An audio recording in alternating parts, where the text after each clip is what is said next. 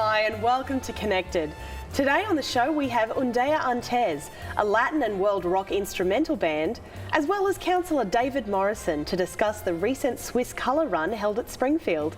But first up we have Nikki Burton, author of Pure Heart Empowerment books and advocate for road and vehicle safety for our children. Welcome to the show, Nikki. Hi. Lovely to have you here. It's awesome to be here, thank you. You've come all the way up from the Gold Coast, as I understand it. I know, it was a nice road trip. Absolutely. Now tell me, you're here to talk about two different areas, your Pure Heart Empowerment books and our safety spot stickers for children. Tell me first a little bit about the books. You're an author. Tell me about that process. Okay, the process was one of following my heart to provide resources to parents, to children, adolescents, pretty much anyone going through a difficult moment or stage in their life.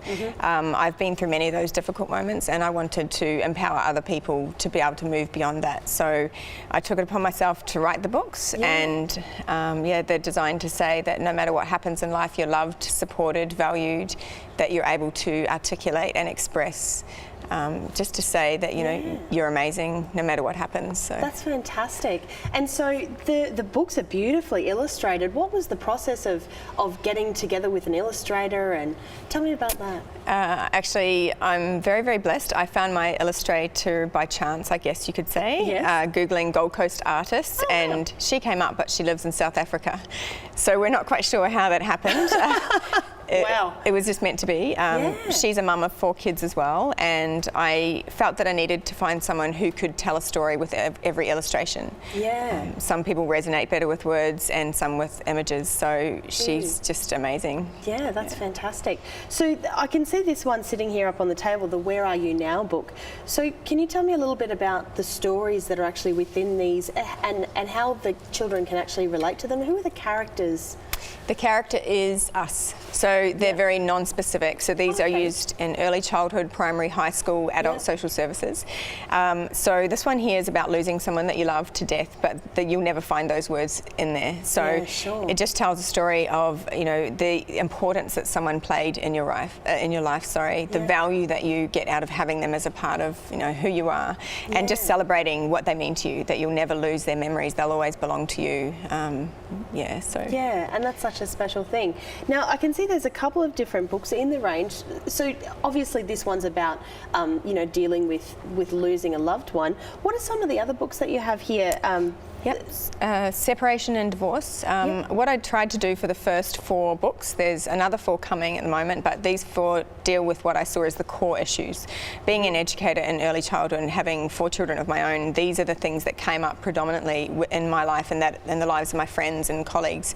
So separation, obviously losing someone that you love, divorce, children are powerless in separation, so this is something that's imposed on them and they may feel torn having to leave one parent to be with another, so letting them know that it's okay to be loved independently by parents, that there's no such thing as a normal family these days, that families are really diverse.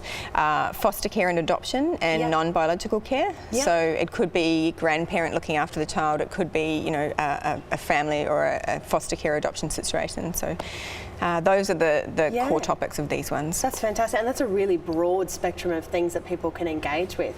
That's fantastic. Look, I'd like to move on and talk a little bit about your Safety Spot program.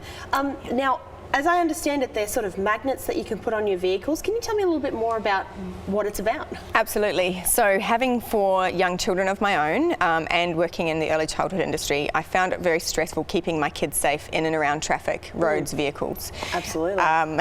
So what I wanted to do again was to empower parents with a resource that was visual, tactile, so something the kids can see and do as opposed to my just giving instruction. So I found that I was forever saying, wait, come back, don't go yet, stay here, don't cross the road. But kids are egocentric. They're spontaneous, they're full of energy, and they're literally one step away from danger or worse when we're in and around traffic. That's right. So Safe Spot is a vehicle magnet. It goes on the passenger side of your vehicle, which is the outside panel. That's the furthest away from our traffic and our roads. Right. Yes. Keeping the kids curbside, letting parents know that is the safest entry and exit point. That's right. Most importantly, I guess, is that it's an exact spot. So it's a visual tactile. So every time they hop in or out of your car, they now have an exact spot to touch and wait and stay safe. Yeah. So not only does it save little lives, but it reduces the parenting stress of keeping them safe in that otherwise stressful environment. That's right. So we also have the safety stickers for at home. So those, we advocate for driveway safety. So you can place one next to your driveway, whether it be on the footpath, on a little letterbox, wherever it might be, so that if your child finds himself in that area, they have somewhere safe to be. So you might be on the phone as a parent, you might be busy. They are very, very quick. We can't have eyes in the back of our head. We can't hold their hand permanently.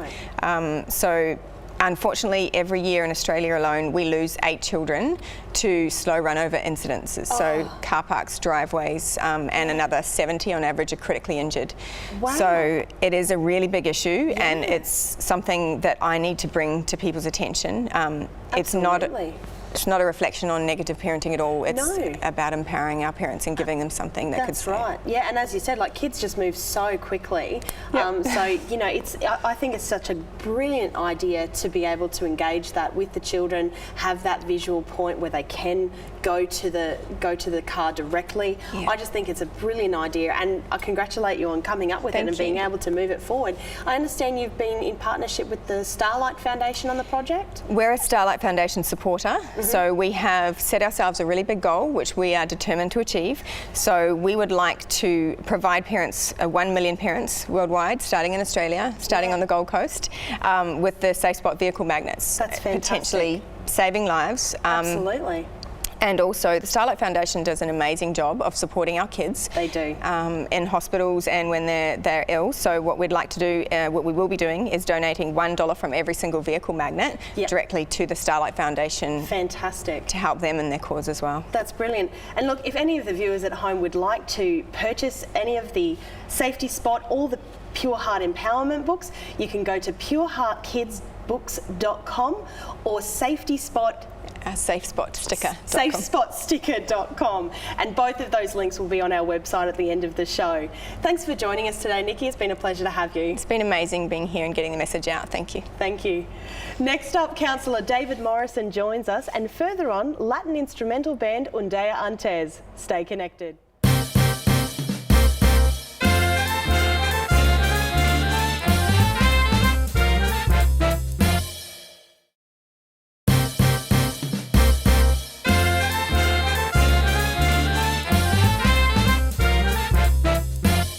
Councillor David Morrison is the chairperson for Ipswich City Council's Park, Sports and Recreation Committee, here to discuss the growing Springfield area as well as the incredibly popular Swiss Colour Run. David, welcome to the show yet again. Thank you. Lovely to have you back. Be here. Absolutely. Now, tell me, you're the chair for the Sport, Park and Recreation Committee for this area. Tell me a little bit about the growing events that are happening around the Springfield area. Yeah, lots of things happening in the Springfield area at the moment. Of course, this university we're sitting in is being duplicated, the hospital's being built, GE bringing 1,200 workers here next year, and a very exciting thing is the hospital being built just across the road from here, and our central parkland from this area called Rebel Domain is going through an extension to have a lagoon basically the size of South Bank. That's fantastic to know all of those major developments that you would normally associate with an area like Brisbane coming to, a local area like Springfield. It's really growing and developing in an exciting way. Exactly. And our aim is that people live, work and play within this area. Obviously the train came in December last year, which was a huge boost for the area. But there are many people who actually do that now. They have no reason to leave this area. And one thing I didn't say is Orion Town Centre going through a massive expansion. Oh, and part of that will be a 9 cinema suite coming to the area. That'll be very exciting. Yeah, very absolutely. Yeah, we can finally go to the movies without having to go too far away. Live, work and play right here. Absolutely. And I mean, the Swiss Colour Run was definitely part of that play sensation. Very successful community event for the area. How has that boosted sort of the community spirit? And I was down here Sunday myself. There was people everywhere, traffic everywhere. They estimate 15,000 people were here for the run. They've had one on the Sunshine Coast, the Gold Coast, and this was their run here for the greater Brisbane area. That's fantastic. And they chose to have it right here in Springfield Central.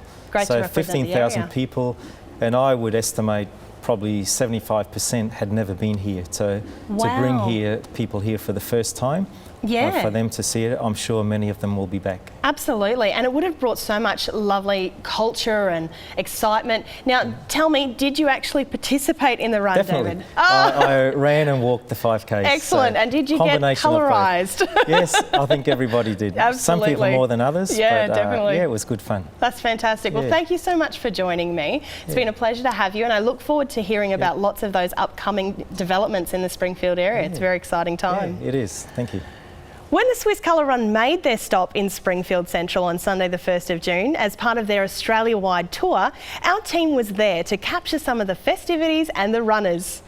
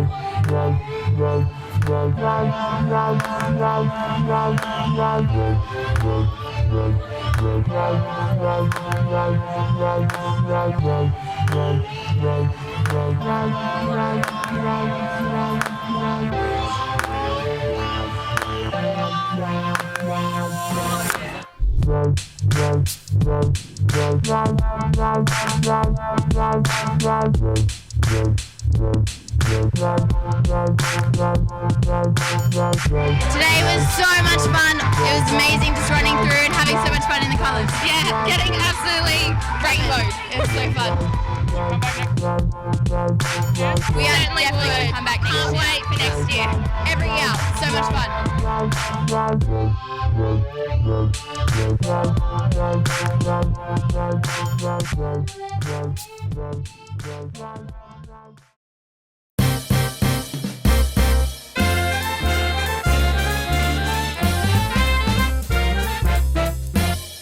Welcome back.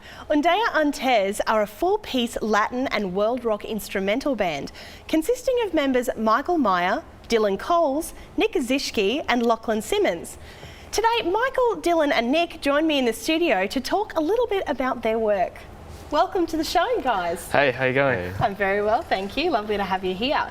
Now, tell me a little bit about the band. What kind of influence? Obviously, there's a Latin world rock type of influence there. I heard you warming up before, and I heard a bit of flamenco guitar going on. Oh, yeah.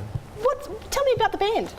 Yeah, okay, so we started back in like 2011 at our high school, and Nick and Dylan here actually started playing licks from these guys called Rodrigo y Gabriela. Okay, yeah. And so that's basically our main influence, and I wanted to be a part of the whole music process, and so I did what I could to learn as much as I could with what we play. Yeah, absolutely. Now, have you had to do any sort of specialised training for the guitar work or anything like that, or is that just something you've always been interested in? I guess we can't say we've always been interested in it, because it's something like, I know with Gilbert, like it was around grade 10. Yeah, grade 10 or so. Grade 10 that I started getting into it. Yeah. And then for like me and Dylan, it was like when we were about 11, like late primary school age, yeah. Yeah, absolutely. And so did you just take sort of regular guitar lessons, or was it something a little bit further, or just playing by ear? When I guess I started, Nick had already started playing guitar, and we sort of got recruited into this other band that we sort of played in. Yeah. And I just really wanted to get better. I didn't have a teacher, so I just played for hours and hours on end when I started. Yeah. Jack Johnson was a big one. Yeah, playing Jack Johnson. But I think Nick and Dylan here have been playing for a few years now. Yeah. Wow, that's so exciting. A mixture of like mostly self-taught, but like little bits of lessons. But in the end, lessons aren't really going to make you any better. It's really the practice that counts, isn't it? Absolutely. Absolutely. Good old adage, practice makes perfect. Absolutely. We're still far off as well. Yeah. So Yeah, well, trying to get there. we've all got things to learn. We've got to get down our perfect practice. Absolutely. Now, I'm looking forward to you performing a little bit later in the show, but I also know that you've got a live gig coming up on the 28th of June, is that correct? Yeah. So that one's Jam and Beats, right? Yeah, Jam and Beats Festival. Yeah. They held it for the first time last year. It's just down at the Green Slopes Bowls Club.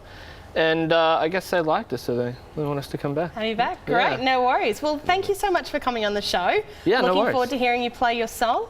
And if you'd like to get in touch with the band and find out about any of their live gigs, you can go to their Facebook page for more information.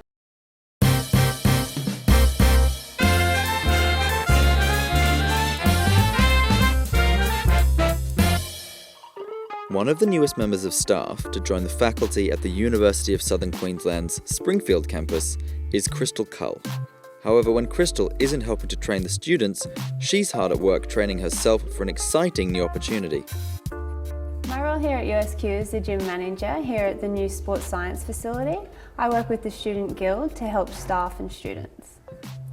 So just recently, I just got selected in a AIS funded scholarship where they went out and they located different athletes from all over Australia who played several different sports. Mine was coming from basketball, and they put us through all different challenges to see whether we could make it in judo or boxing. So the whole reason that the AIS did this selection camp is because there's so many medals to be won in combat sports that Australians don't win. Our selection camp, it was pretty brutal. Like, they really had to see if you had what it took to be an Olympian.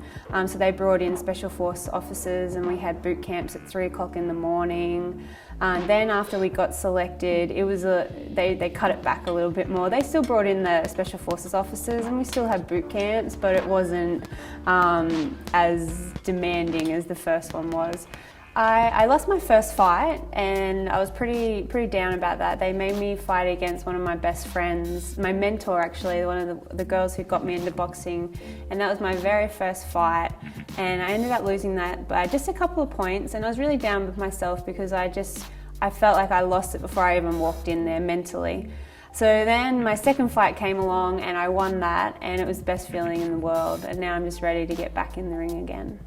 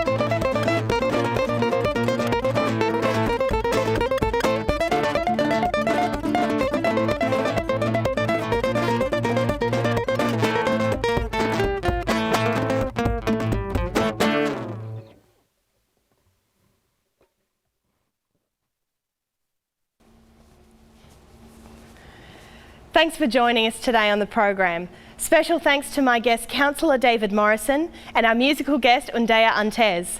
If you'd like any more information about anything you've seen on today's program or links to the websites you've heard about, please go to our website connectedtv.com.au. Thanks for joining us. I've been your host, Tammy Lindy, and we'll see you next time when you can stay connected.